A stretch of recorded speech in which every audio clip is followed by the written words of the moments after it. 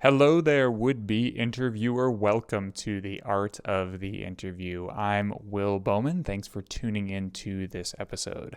Today, I am going to talk about 3 essential mindsets for doing better interviews.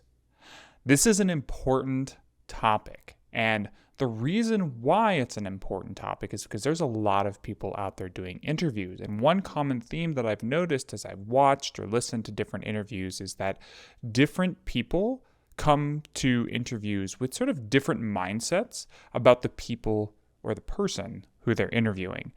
And what I've noticed is there are some very common themes in what I see outpictured in how good a quality of the interview that they're able to get based off of some of the mindsets that I see them enacting.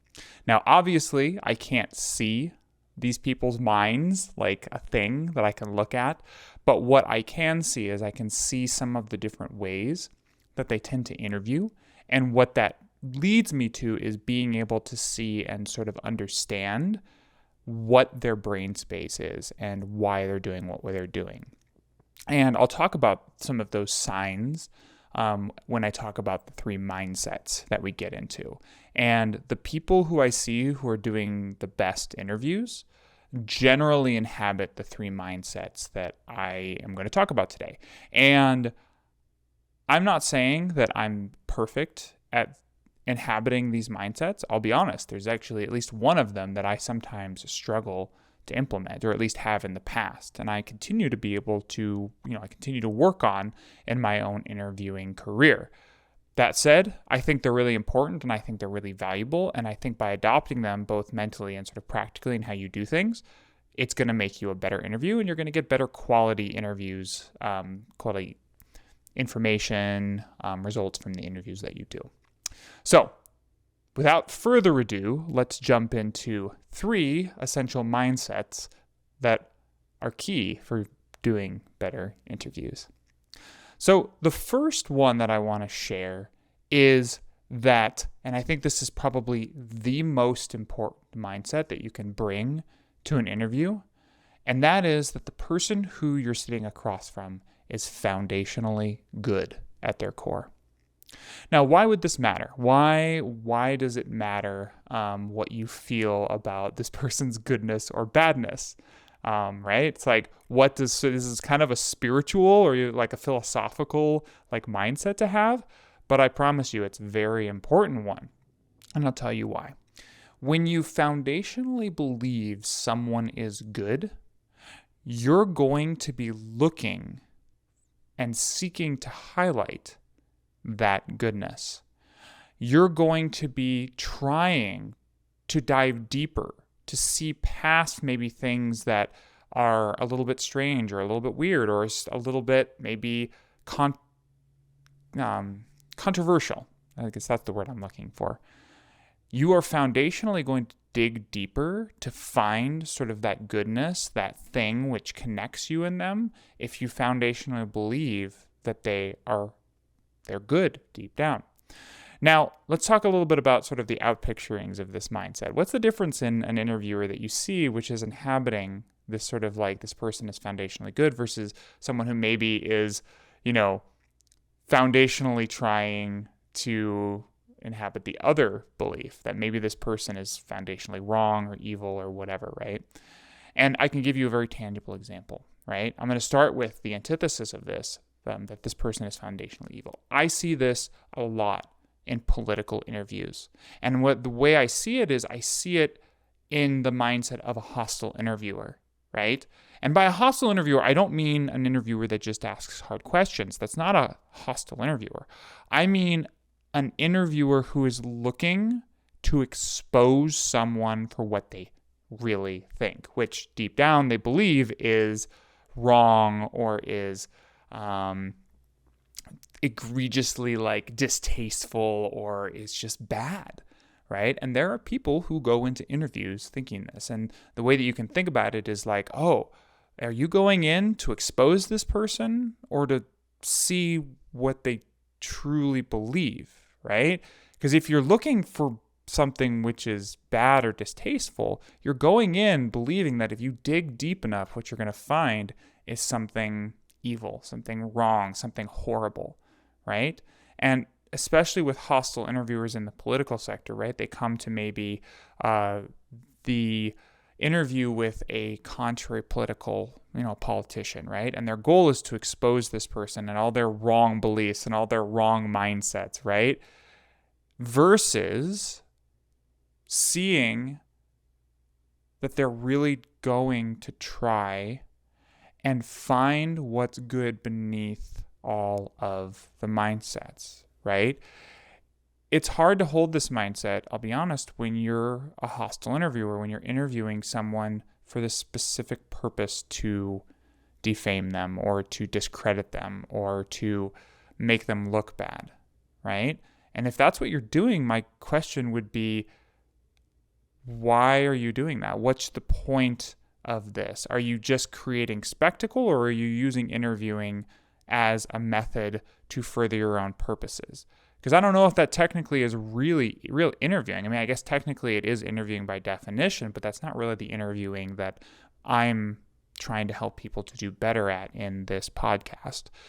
My goal is to help people to get deeper, to get more empathy, connection, understanding with the person they're sitting across with, which I personally think is always going to make for better whatever the media is on the far side of that interview, whether that's news or whether that's a testimonial video that you're making for a client, whether that's a documentary.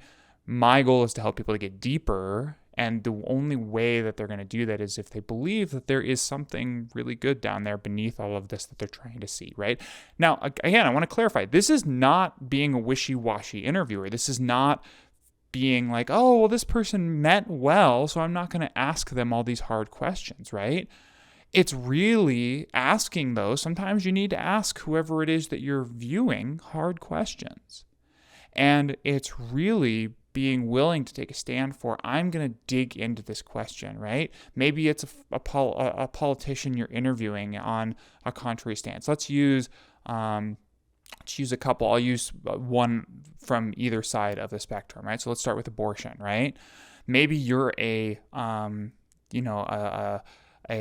Democratic-leaning interviewer who is interviewing someone about a stance of abortion, an abortion law that they're trying to enact. Maybe they're trying to ban it, right? And you are really wanting to ask them some really hard questions about this subject. Looking at them as foundationally good doesn't mean not asking the questions. The difference is do I ask the question with a genuine desire to understand how they're functioning and how their brain is working, with a belief that somewhere deep down they have legitimate concerns? Or am I just here to make them look like an idiot on camera, right? Because if you're here to do the second thing, that's fine. This podcast isn't really for you, so it's probably better if you just stop listening right now. But if you're trying to really genuinely understand this person, maybe not necessarily so you can change your own perspective, but really to be able to maybe change theirs, or to just communicate what you're fighting against in a really valuable way. Because let me tell you, you can listen to my last podcast, empathy is one of the most important things for changing someone's mind. No one changes their minds when they don't feel seen, right? So if you want to change their mind, or if you want to help maybe your constituents change your mind, seeing what truly motivates them, whether that's fear or that's, passion, or whether that's a desire for comfort or safety, whatever that is, if that is going to help you to understand them and thus move them in a different direction, if that's your ultimate goal. So then maybe we'll take a step from the other side, right? So maybe you are a Republican-leaning interviewer who's interviewing someone, a Democratic politician, about, let's say, gun control, right?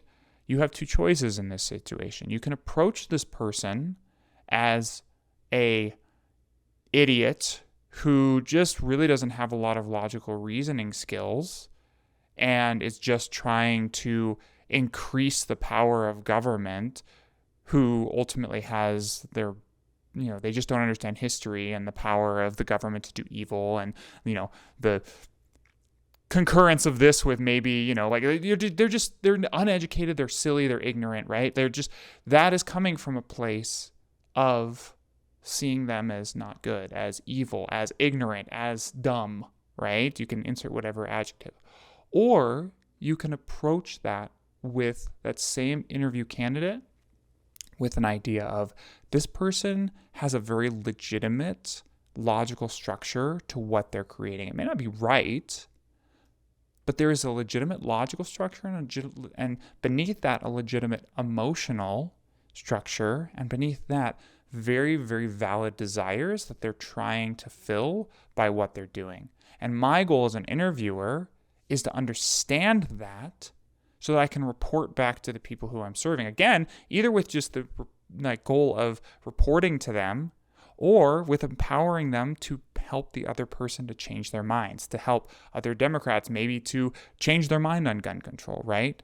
Your job as an interviewer is not to expose this person. It's really to dig deeper and to see them for what they truly think. What you do with that is a completely different. That's up to you, right? Like, I'm not here to tell you what to do with the interview, the concept of what and the ideas and the content of what you get from your interview. But I can tell you that having this mindset is going to get you deeper, and it's going to get you more truthful answers and ideas than just, well, I'm here to make this person look like a fool, right? So ask the hard questions, but check your mindset. Are you here? Are you doing it because you believe that they're foundationally wrong or evil? Or are you legitimately coming with a foundational goodness, belief in their goodness, and trying to get down to that? So that's mindset number 1. Mindset number 2, I'm here to serve.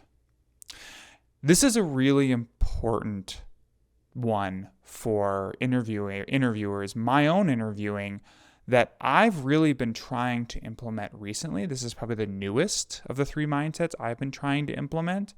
And the reason that's important is that it takes the limelight off of you. Your goal in sitting across from this person is to serve many different people. You have a set of skills, you have a set of talents that you're using to serve. And that you're using it to serve many different people in that situation. You might be there to serve the people who you're writing for or producing for, or for the people who you're creating for. You also might be there to serve the person who's sitting across from you, your interviewee. Right? You're there to serve them. And your goal is to help them to communicate what they're trying to say. That, again, goes back to that foundational belief in the goodness of them. Now, the third person is there. You're there to serve your own interests too, right? That doesn't mean that you're not there I'm here to serve doesn't necessarily mean that you're not getting something out of it. Maybe you are. Maybe you're getting knowledge or understanding. I mean, I can tell you some of the most satisfying emotional experiences that I have and that we have as humans are when we deeply see someone for who they are, sitting across from them at a coffee table or in an interview setting. I can remember very specific moments and very specific interviews over my life that left an impact on me because the person revealed themselves very deeply to me. And that was very meaningful. And as the interviewer, my job is to serve that person. And that could look in many different ways, right? I can give you an example. In some situations, in some interviews, my goal is to really go into deep, sort of wounded aspects of people's lives and to hold that space for them to talk about it. I've been in that position with people who I've interviewed, and when that happens, I really do my best to try and hold the space, a safe space for them to be able to be in that. It's happened multiple times, right? Now, that being said, if I'm interviewing for a different setup, right? For example, if I'm interviewing for one client that I have who's in the women's empowerment organization, they don't really want sort of like the deep wounded sort of like pain. They really are trying to get more of sort of like the possibility. What's possible, right? What's possible for women who join their organization? My job is to tailor my interviewing to serving my client and to the person who's across from me. And that's going to be determined in the questions that I ask, how I ask the questions, the research that I do beforehand, the energy that I bring to the interview. All of this, all of my presence is there to serve. It's not to get, right? And again, this goes back to like, the question before. Is my job to make this person look like a fool? Is my job to feel superior to this person, right? I've seen interviewers who really, they kind of treat the whole purpose of the interview as a way to make themselves feel superior to the person they're interviewing. That seems like a really tragic loss to me of a perfectly good opportunity to sit down and talk to someone, right? Would you approach a conversation that way? I mean, maybe you would, but is that the best way to approach a conversation? Is your goal in a conversation to make yourself feel superior and reinforce your own paradigms? Or is it to serve the person and learn and engage and serve the people around you, serve the world when you grow in understanding and empathy for people? And in that process, you will help them to change their minds, because change comes from understanding. Change comes from empathy. No one ever changed their mind based off of someone berating them from a place of ignorance. It just doesn't happen. That's not how people work. People change their minds when they feel safe and they feel seen. And that's how you're going to get to the people who are sitting across from you or the people who they represent. You're there to serve. And that is an important thing to remember in every conversation and every interview that you're doing. So those are number 2. 1, the person is foundationally good, and 2, I'm here to serve. Number 3, this is another very important one, and I'm going to just be fully transparent with you. This is one that I have been struggling, and not maybe struggling, but trying to shift in my own interviewing over the past 5 years. And I'll tell you what it is first, and I'll tell you why and how I've been trying to shift it. The third mindset is this person wants to share with me. I'm going to say it again. This person wants to share with me. Now, that again seems like a very foundationally sort of obvious, like, duh. But when you really think about the lived experience of interviews, first of all, that might not be apparent. If you've ever interviewed someone who is nervous or scared or tense, right? Clammed up, whatever that thing is, it's not apparent that they want to share with you, right? And in those moments, you kind of have to remind yourself, okay, this person does deep down want to share with me. Being interviewed is a very scary process. You are getting sat down across from someone who is recording your every word, and you don't understand, you don't know necessarily what they're going to do with it. Like I said, there are interviewers out there who will they will tear you apart using the things that you say in this world. It is not always a safe place to be interviewed. One of my beliefs as an interviewer is that our job is to create that safety for people. And the reason we do that is because we believe deep down that this person, if given the right opportunity, given the right space, will share with us, will communicate with us, will connect with us. That is one of our deep beliefs, or at least it should be. Now, that seems obvious to me, like, oh, of course, Will, like that's going to be how you're going to approach an interview, right? But it's not, because here's how sometimes this sort of subtle other opposite, right? This person does not want to share with me. Sometimes I think it's my responsibility to manipulate the person to get them to share with me, with how I act, with how I look, with how all these kinds of things, right? Because deep down, I think they don't want to share with me. So I have to manipulate them to get the thing that I want out of this interview. I'll be honest, that's been a mindset that I've carried into interviews before, right? But I'm really trying to shift that mindset in my interviewing. And here's how. Rather than thinking, how can I manipulate this person? I think, how can I create the environment, the space to where this person will open up and allow me to come in and they will share with me.